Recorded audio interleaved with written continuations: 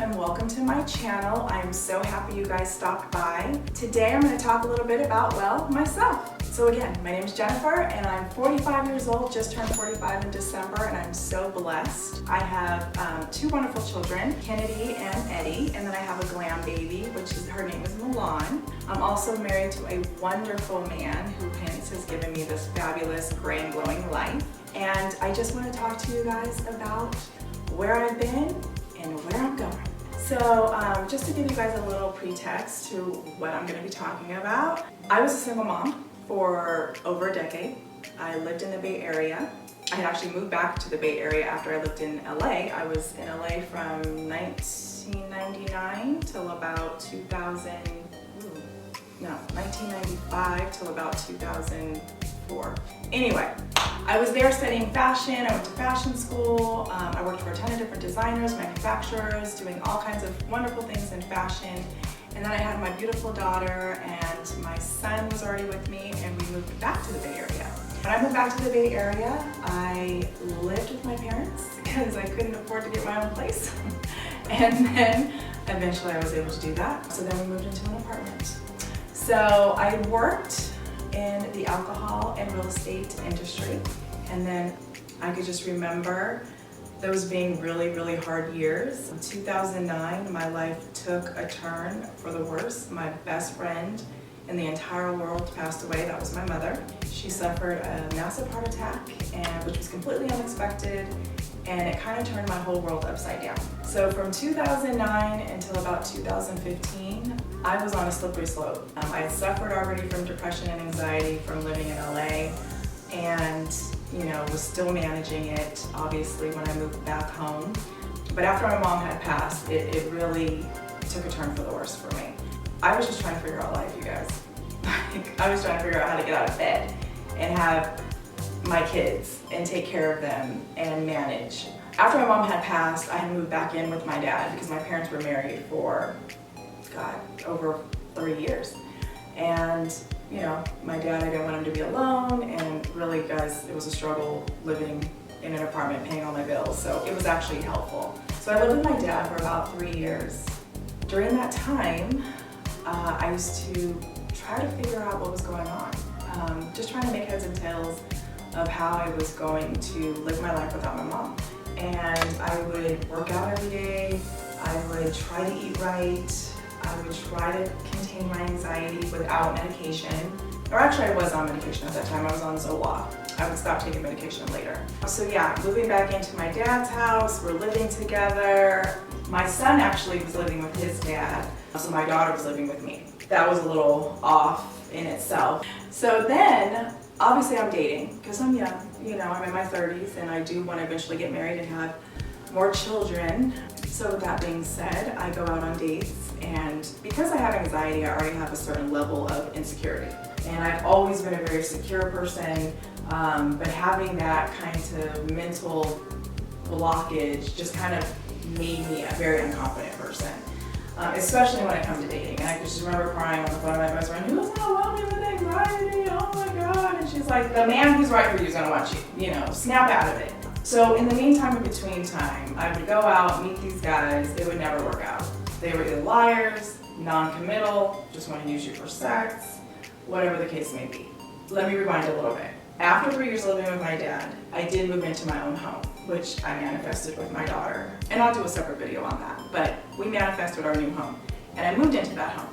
I had one of my best friends come and decorate it. Her mom's an interior decorator. She made my house look beautiful. And I've always believed your space should be beautiful, whether you're living in an apartment or your own house or renting a room. I don't care. Make your space beautiful, because that helps with your alignment of your energy. But we'll get more deep into that. So living in my own home, I feel like I've arrived. I feel the new sensation. I feel the new woman coming through.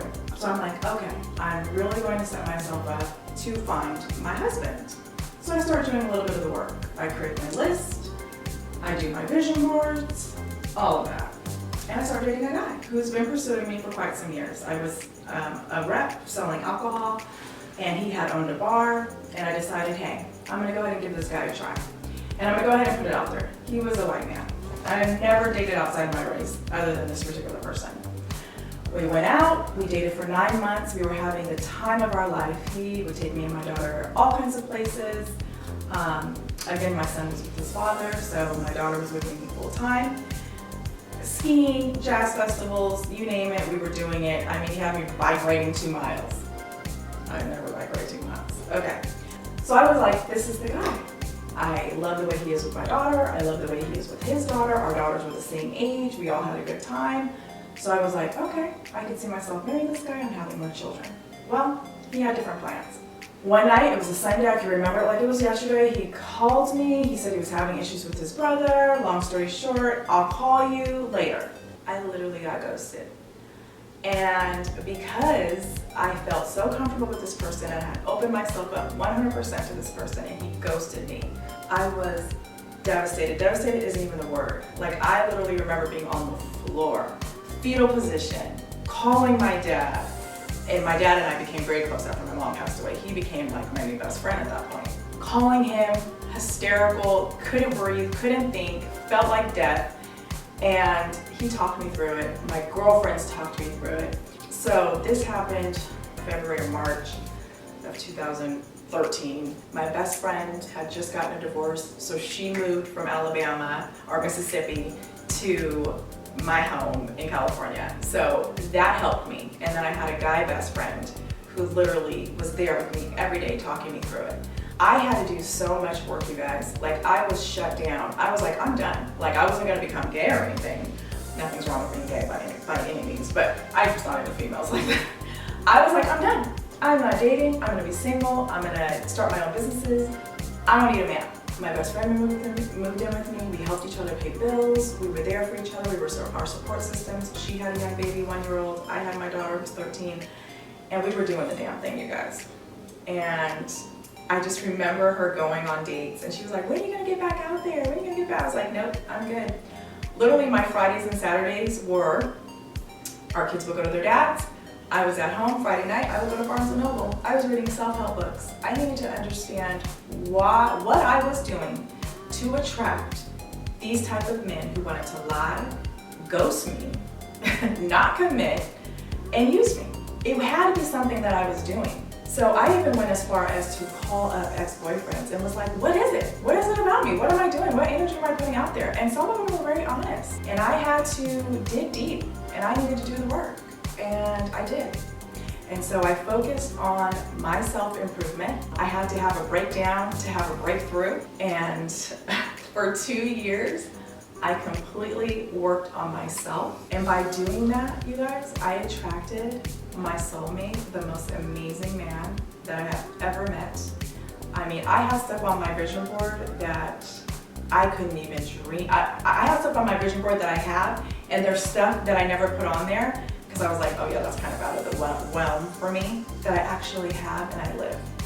So I wanted to create this page to share with women, because I get asked all the time, does your husband have any brothers? And does he have any friends? I want to teach women of any age, and even men. I'm not even going to say just women who are looking for love. There's men out there who are looking, they want a good woman too. I want to teach people how to attract the love that they want and deserve. So I'm creating this page to kind of share my experience, to kind of share my techniques and the tools that I use to actually attract love and the best relationship I've ever had. So on top of that, I'm also going to talk about a lot of health things.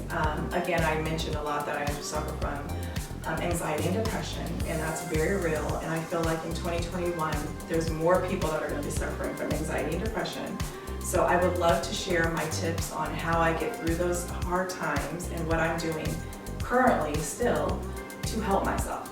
I'm also going to talk a lot about the businesses that we've started and that we work on. I'm going to talk about being a stay-at-home wife. It's not as easy as people think it is. Some days I think, I just need to get a regular job because it would be so much more easier. Being a grandmother at such a young age to a teenage daughter who decided to have a child. just talk about my life and just share it.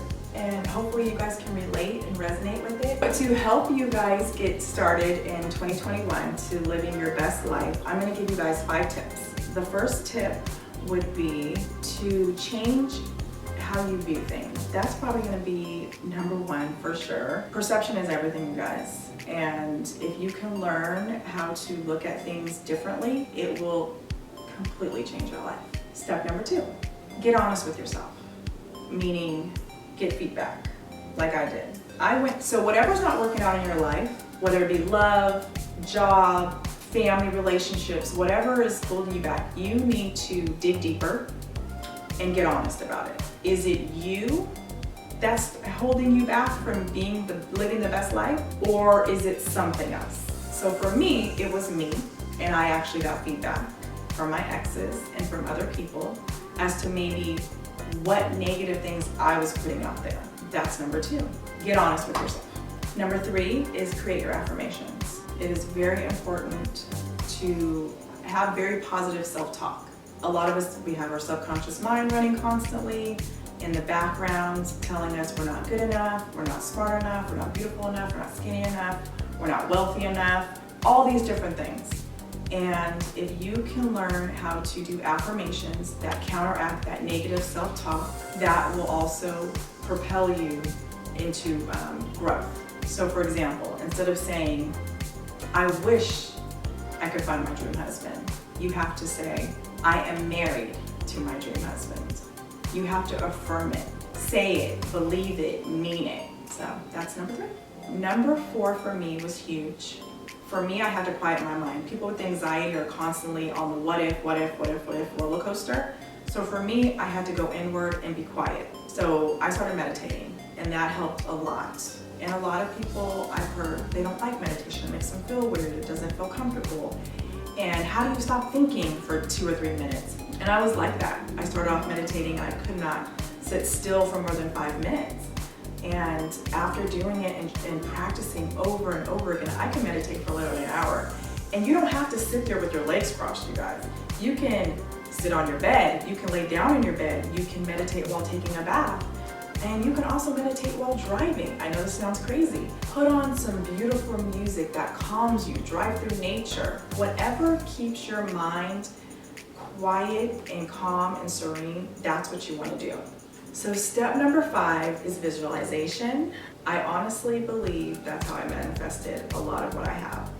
If you can, other than a vision boards are great. They're tools that will help you stay focused. You look at them, you're like, okay, yeah, this is what I'm trying to achieve. This is how I can stay on track. But in order for you to really manifest what you want, you have to have a good imagination.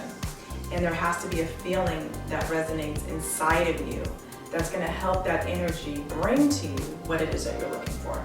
So visualization, you guys, is a key. If you don't know how to visualize, you can always buy meditation tapes that actually walk you through, and they'll say, I want you to visualize you're sitting on the beach and feel the water hitting your feet. So if you can't do it on your own, there's plenty of things out there that can help you learn how to have a better imagination. So I hope these 5 tips help you guys start your journey to a wonderful 2021. I wish you all success, and hopefully you guys subscribe below and tune in. Thank you for listening, and I can't wait to share more stuff with you. Let's start our journeys together, you guys. So stay healthy, stay safe, and keep loving.